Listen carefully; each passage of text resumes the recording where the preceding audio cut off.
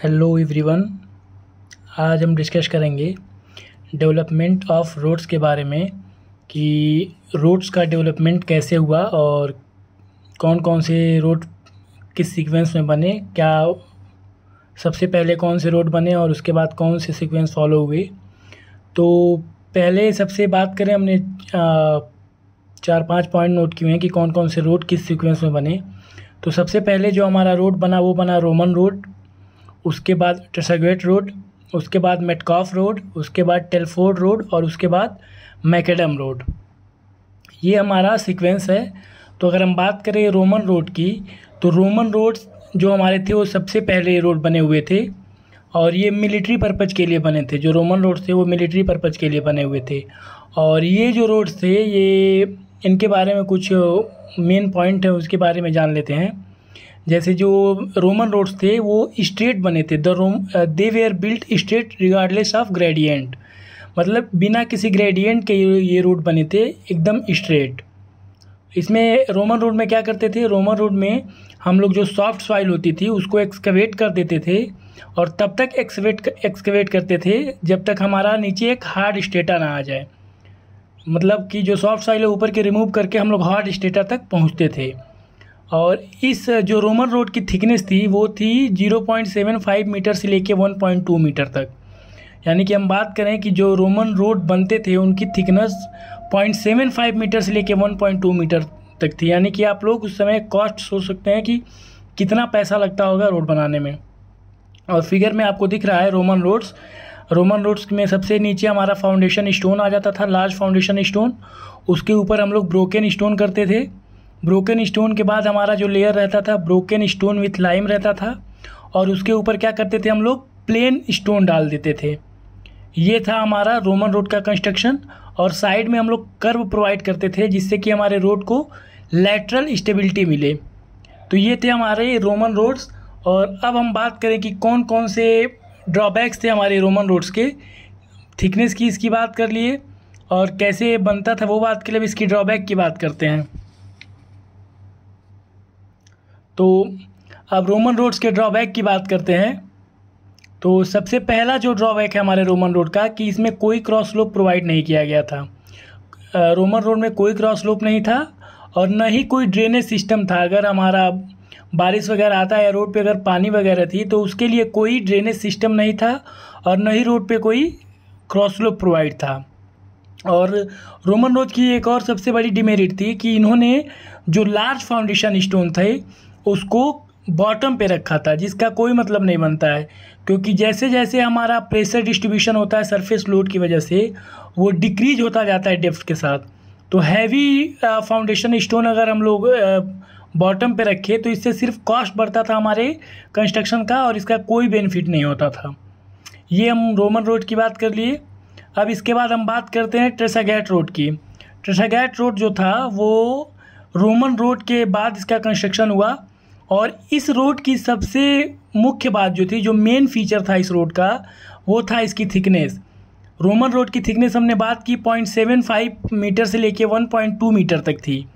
लेकिन ट्रेसागेट रोड जो था उसकी थिकनेस रिड्यूस होकर 30 सेंटीमीटर तक चली आई थी। और 30 सेंटीमीटर मतलब कितना हम वहाँ से थिकनेस को रिड्यूस कर लिए। और इसमें जो था हमने मॉइस्चर कंडीशन और ड्रेनेज पे भी ध्यान दिया था ट्रेसागेट रोड में कि हाँ मॉइस्चर कंडीशन और ड्रेनेज सिस्टम को भी इसमें ध्यान रखा जाए। इसमें क्या करते थे हम लोग, सबग्रेड को तैयार करते थे और जो लार्ज लेयर हमारा फाउंडेशन स्टोन था उसको एज पे रख देते थे। जैसा कि आप लोग को फिगर में दिख रहा होगा, इसमें हम लोग पहले सबग्रेड प्रिपेयर करते थे और जो लार्ज फाउंडेशन स्टोन थे उनको हम लोग एज पे रख देते थे। एज पे रखने से क्या होता था, वो हमारा कर्व स्टोन की तरह काम करता था और इससे ये होता था कि हमारा लैटरल स्टेबिलिटी भी मिल जाती थी रोड को। और उसके बाद ब्रोकन स्टोन से इसके बीच को स्पेस को हम लोग भर देते थे और ऊपर प्लेन हम डाल देते थे, प्लेन स्टोन, जिससे कि चलने में आसानी रहे। और इसमें जो क्रॉस स्लोप प्रोवाइड किया गया था वो 1:45 था ओवर द सरफेस। तो यानी कि ट्रेसागेट रोड में हमने क्या देखा कि ओवरऑल थिकनेस भी कम की गई रोड की और ऊपर से इसमें ड्रेनेज सिस्टम को भी देखा गया और इसमें क्रॉस स्लोप भी प्रोवाइड किया गया 1:45 में। अब हम बात करें मेटकाफ रोड की, तो मेटकाफ रोड जो था वो ट्रेसेगेट रोड के पैरेलल ही डेवलप हुआ था, लेकिन इसका कोई रिकॉर्ड लिटरेचर अवेलेबल नहीं है। और ये हमारा जो मेटकाफ रोड था वो इंग्लैंड में डेवलप हो रहा था। तो ये मेटकाफ जो रोड है उसका हमें ज़्यादा जानकारी नहीं है, क्योंकि उसका कोई रिकॉर्डेड लिटरेचर नहीं अवेलेबल है। उसके बाद हम बात करें टेलफोर्ड रोड की, कि टेलफोर्ड रोड के क्या फीचर्स थे और ये कैसे टेलफोर्ड रोड बने। तो इसमें जो लिखा गया हैवी फाउंडेशन स्टोन थे, पहला जो हम पॉइंट पढ़े, in this also heavy stones were provided above the soil subgrade and cross slope at the top surface was given to ensure removal of water. इसमें भी जो था हम लोग हैवी स्टोन जो थे वो प्रोवाइड करते थे सॉइल के सबग्रेड पे, जिसका कोई यूज नहीं है, क्योंकि जो हमारा प्रेशर डिस्ट्रीब्यूशन होता है सरफेस लोड की वजह से वो डेप्थ के साथ कम होता जाता है। तो इस हमारा बॉटम पे लार्ज स्टोन रखने का कोई बेनिफिट नहीं था। उसके बाद क्या इसमें करते थे, जो हमारा टेलफोर्ड रोड था इसमें हम लोग एक सबग्रेड प्रिपेयर करते थे, लेवल सबग्रेड, जिसकी विड्थ 9 मीटर होती थी। तो जो हमारा टेलफोर्ड रोड है इसमें हम लोग क्या करते थे, एक सबग्रेड प्रिपेयर किया जाता था जिसकी विड्थ 9 मीटर थी। उसके बाद हम देखें कि जो लार्ज फाउंडेशन स्टोन थे, अगर उनकी थिकनेस की बात करें 17 सेंटीमीटर से लेके 22 सेंटीमीटर तक, वो सब ग्रेड पे क्या करते थे हम लोग प्लेस कर देते थे। और जो लार्जर स्टोन था, जो बड़ा वाला स्टोन रहता था, उसको हम लोग सेंटर पे रखते थे, मतलब उस समय उसको सेंटर पे रखा जाता था। और जो छोटे स्टोन थे उनको एजेज पे रखा जाता था। इसका क्या बेनिफिट होता था उस समय, कि जो लार्ज फाउंडेशन स्टोन वो लोग सेंटर पे रखते थे और स्मॉल फाउंडेशन स्टोन जो था उसको हम लोग एज पर रखते थे। इससे उनके रोड में क्रॉस स्लोप प्रोवाइड होता था। ये सबसे बड़ा बेनिफिट उनके रोड का, टेलफोर्ड रोड का था। और इसमें क्या करते थे, सेंट्रल पोर्शन था हमारा 5.5 मीटर रोड का, जो central portion of about 5.5 metre width was filled with 2 layers of angular broken stone.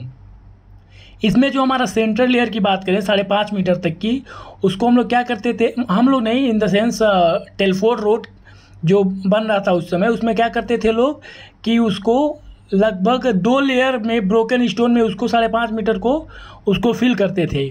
और उसके ऊपर से क्या करते थे, 4 सेंटीमीटर का ग्रेवल का सरफेस लेड कर देते थे टॉप पे। यानी कि जो पॉइंट लिखा गया है 4 centimetre thick gravel surfacing was laid at the top and cross drains were also provided at spacing of 90 centimetre. यानी कि यहाँ पे दिख रहा है कि जैसे हम लोग ब्रोकन स्टोन के बाद एक ऊपर 4 सेंटीमीटर थिक ग्रेवल का जो सरफेस प्रोवाइड कर देते थे टॉप पे, और इसमें हम लोग क्या प्रोवाइड करते थे, क्रॉस ड्रेन प्रोवाइड करते थे हर 90 सेंटीमीटर स्पेसिंग पे, जिससे कि जो वाटर है उसका रिमूवल प्रॉपरली हो सके और इसमें हमारे सबग्रेड वगैरह में सीपेज की दिक्कत ना आए। और इसमें क्या किया गया था, लैटरल स्टेबिलिटी प्रोवाइड करने के लिए instead of curves a layer of broken stone were used to impart lateral stability. इसमें कर्व की जगह पे ब्रोकन स्टोन का लेयर यूज किया जाता था लैटरल स्टेबिलिटी प्रोवाइड कराने के लिए। उसके बाद अगर हम बात करें, जो सबसे डेवलप्ड रोड था हमारा वो था मैकेडम रोड, जो जिन्होंने बताया कि जितने बड़े स्टोन है, लार्ज स्टोन है, उनका फाउंडेशन पे रखने का कोई यूज नहीं है, क्योंकि बॉटम तक जाते जाते हमारा जो सरफेस लोड की वजह से लोड जाता है हमारा, वो प्रेशर जो होता है वो कम होता जाता है डेप्थ के साथ साथ। यहाँ पे आपको इमेज में दिख रहा होगा कि मैकेडम रोड में जो क्रॉस स्लोप प्रोवाइड किया गया था वो 1/36 था, बॉटम पे भी और टॉप पे भी, क्योंकि इन्होंने बॉटम पे भी ध्यान रखा था कि बॉटम भी हमारा प्रॉपरली मेंटेन रहे क्रॉस स्लोप इसका, जिससे कि सीपेज वगैरह की दिक्कत ना आए। और इसमें जो था हमारा, इसमें 3 सेंटीमीटर में हम लोग भरते थे, 3 लेयर में हम लोग भरते थे हमारे कंक्रीट को। सबसे पहले अगर बात करें कुछ पॉइंट की कि कैसे ये अलग था, इसमें देखिए soil subgrade was also laid at cross slope of 1/36 to avoid the seepage of water in it. जो मैंने अभी डिस्कस किया कि इसमें सॉइल के सबग्रेड को भी हम लोग क्या करते थे, क्रॉस स्लोप प्रोवाइड करते थे 1/36 का, जिससे कि सीपेज ना हो वाटर की। उसके बाद क्या था, उन्होंने वो फर्स्ट थे हमारे मैकेडम जो बताया कि लार्ज फाउंडेशन स्टोन को बॉटम पे रखने की कोई आवश्यकता नहीं है। और सिमिलरली जो नेक्स्ट लेयर है हमारे पेमेंट का, वो क्या करें हम लोग, was constructed above the layer of broken stone of smaller size. जैसे जैसे हमारा लेयर बढ़ता जाए और साइज जो हम लोग की थिकनेस थी हमारे पार्टिकल की जो साइज़ थी वो कम होती जाए। जैसे कि फिगर में आपको दिख रहा होगा कि जो सबसे नीचे लेयर है उनकी जो पार्टिकल की साइज़ थी, डायमीटर जो है लेस देन 5 सेंटीमीटर और थिकनेस 10 सेंटीमीटर थी। उसके ऊपर जो लेयर है उसका जो पार्टिकल साइज़ था 3.75 सेंटीमीटर था डायमीटर और थिकनेस 10 सेंटीमीटर थी। और सबसे जो ऊपर सरफेस था फिनिश स्टोन वो 2 सेंटीमीटर से कम साइज़ के थे और थिकनेस जो थी 5 सेंटीमीटर की। तो ये जो था हमारा मैकेडम रोड, उन्होंने सबसे अच्छी चीज़ बताई कि जो हमारा लार्ज फाउंडेशन स्टोन होता है उसको बॉटम पे रखने की कोई आवश्यकता नहीं है। और इन्होंने सॉइल सबग्रेड को भी क्रॉस स्लोप प्रोवाइड कराया था 1 in 36।